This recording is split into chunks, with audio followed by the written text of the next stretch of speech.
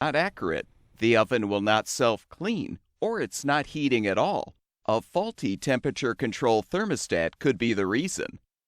To help determine this, you can use a multimeter to test for an interruption in electrical continuity, a continuous electrical path present in the thermostat as the component heats up.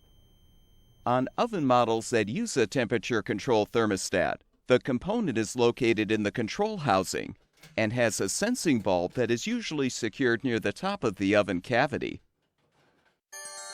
Be sure to unplug the appliance's power cord or shut off the power supply before beginning any disassembly to reach the component.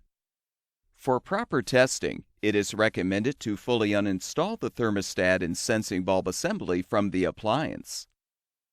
If the thermostat has more than 2 terminals, refer to the appliance's wiring diagram to identify the component's primary cycling terminals.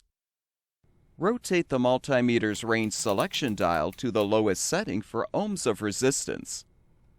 Now confirm the thermostat dial is turned to the on position at a low to medium temperature setting. With the component uninstalled, this will require some guesswork. Now contact the black meter lead to one of the thermostat's primary terminals and the red lead to the other primary terminal. The meter display should show close to 0 ohms of resistance if the thermostat has continuity and is functioning at all.